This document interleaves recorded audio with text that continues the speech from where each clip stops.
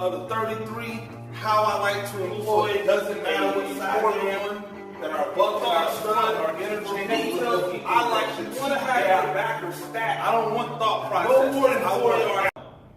Welcome to X and O to Joe's. I'm Gene Clemens, coming to you today with a concept out of the 3-3 stack. Basic 4-man pressures out of the 3-3 stack with a cover 3 look over the top of them. So this is going to get into the basics of the 33, how I like to employ a 4-man pressure from anywhere on the field, and then how we subsequently make up for that lack of person in coverage on the back end. So pay attention here. If you look right now, we've got our basic 33 formation made up versus a 2x2 set. So when we're looking at our 33 versus a balanced set, that's what this is, 2x2 balanced set. We don't know where the strength is, but we'll always assume that the strength is the field. So if we have a balanced set, we'll say that this is the field. We'll set our people to the field. Now, what we'd like to get to is an opportunity that all of these guys are interchangeable, that our demon and our whip are interchangeable, so it doesn't matter what side they're on, that our buck and our stud are interchangeable, it doesn't matter what side they're on, and that our two ends are interchangeable, it doesn't matter which side they're on. Now I'm going to start up front. For me, I like the two-gap philosophy when it comes to 3-man fronts. I like our ends to be able to two-gap. So in any type of basic thing we do, they're going to two-gap. So they're going to split the tackles, and the centers right down the middle. They're going to engage and almost run block these guys, and they are responsible for either gap, depending upon what's coming their way. Now, two-gapping is something that you actually have to work on and develop with your players so that they absolutely understand what it is they're supposed to do every play. You can't have a guy peeking here, then all of a sudden the ball gets ran up that way. The idea is that these guys, these guards, have to make a decision. If the guard decides it's going to climb to a linebacker, it's essentially saying we have here, so now 1, 2, and 3 guys are here to make the play on that gap. If they double team this guy because the tackle needs help and they don't want him to spill into here, now we have 1, 2, 3 guys that are able to attack the gap. So that's why I like the two-gap philosophy right here. Another thing that I always tell people is that you want to have your backers stacked no more than 4 yards back, because I think that they should be run first, pass second. I want them to be able to get to the run game immediately. I don't want them to have to sit and wait. I don't want thought processes. I want action. I want it to be automatic. They see guard go that way, they go that way. And so I want them to be at 4 yards stacked immediately behind these ends, and then they can play games where they move up and move back, but at the snap of the ball, I'd like them to be at 4 yards depth. Our whip and our demon are going to be set on the inside, either head up to inside of the number 2 receiver. Head up to inside of the number 2 receiver. Now I know some people like to put them outside, but for me, I don't particularly like to put them outside because I want to be able to force these guys to have to release outside. That, therefore, widening them out and not allowing them to get into the pass formation before my guys are able to drop into coverage. So I like to get hands-on all the time, one by one, inside of number 2. So they are pressed up every time on number 2. They have to collision number 2 when they're in coverage. Our cornerbacks, they sit at 6 yards. They're in cover 3, obviously. So they're going to be in 6 yards. They're bailing on the snap. Our free safety is going to be at 12 yards, working deep middle.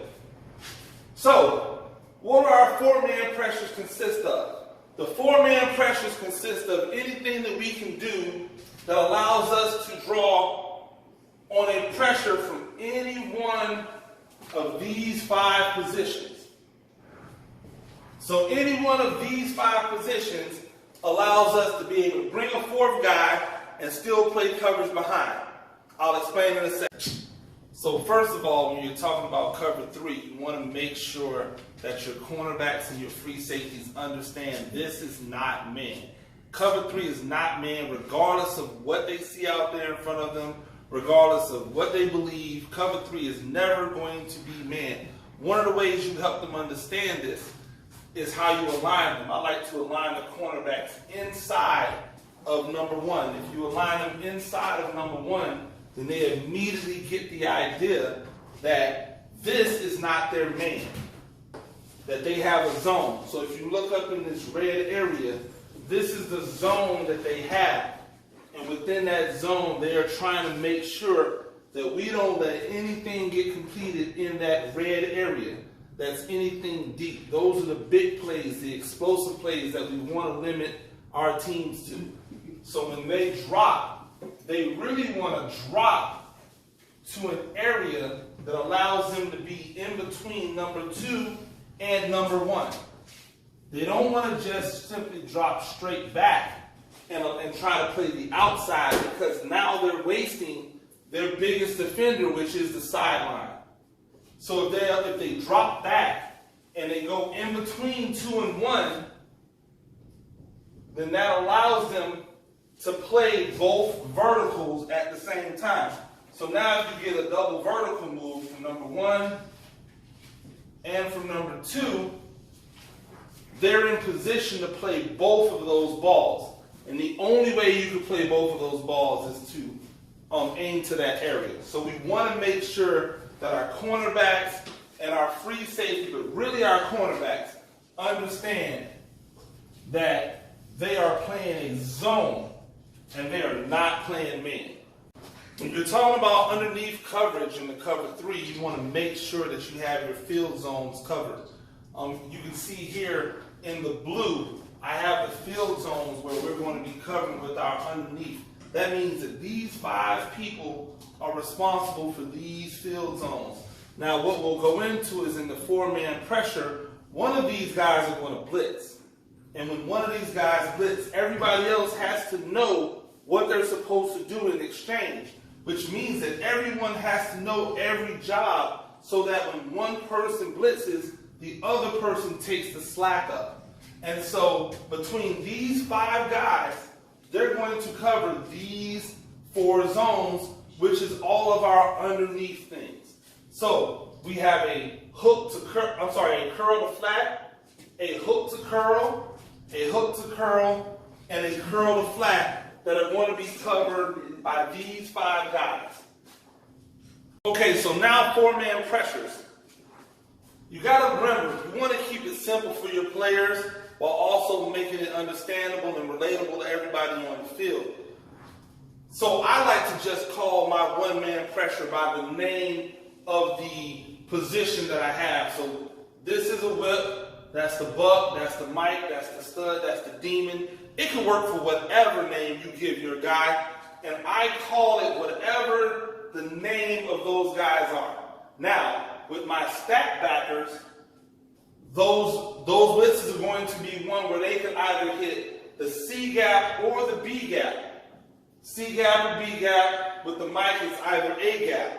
With my whip and my demon, those single blitzes are going to be D gap blitzes or C gap blitzes, depending upon what you get from outside.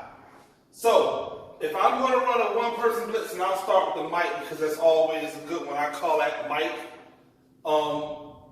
We come with the Mike squeezes down. He tells the nose which way he's going to go. So if the Mike is going to go to the right, he taps the nose guard on the right side. That's saying, hey, I'm coming to this side, so you need to go opposite.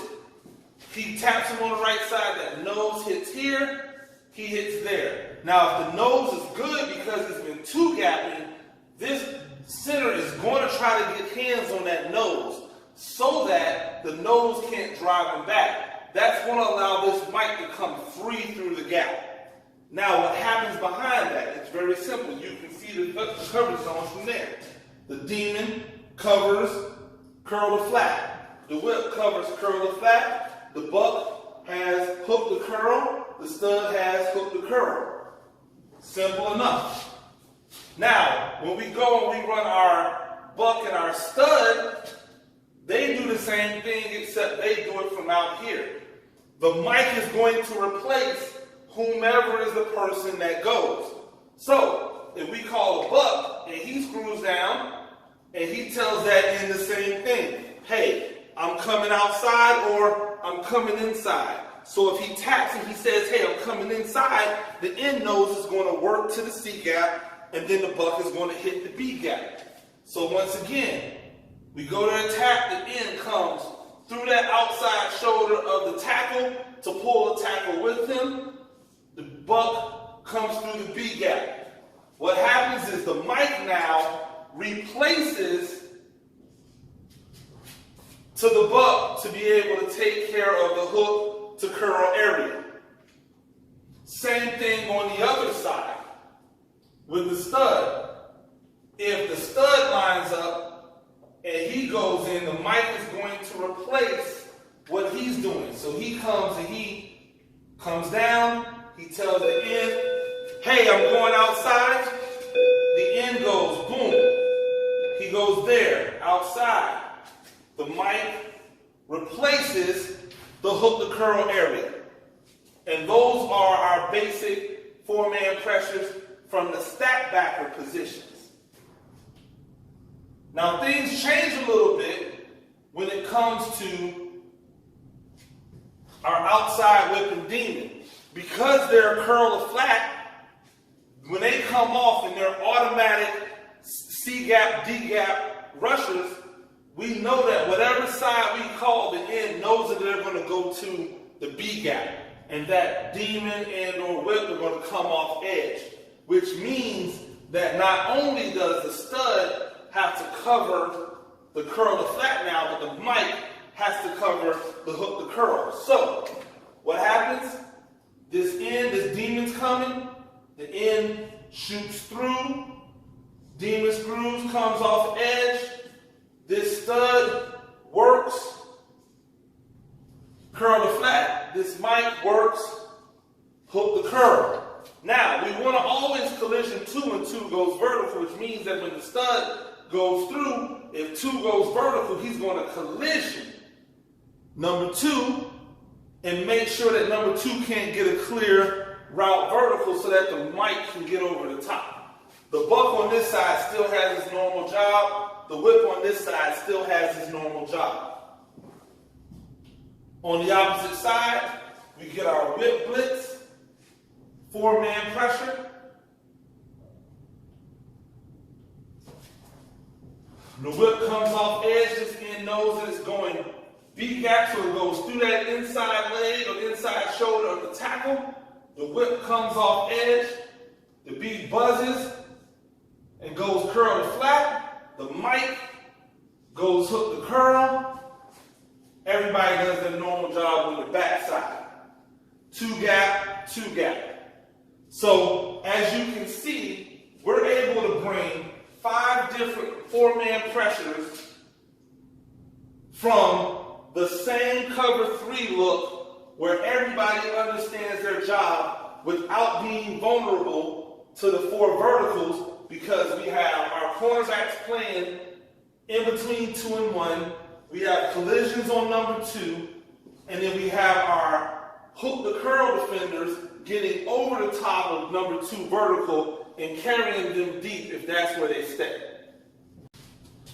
I really hope you found this video enlightening, helpful in any type of way.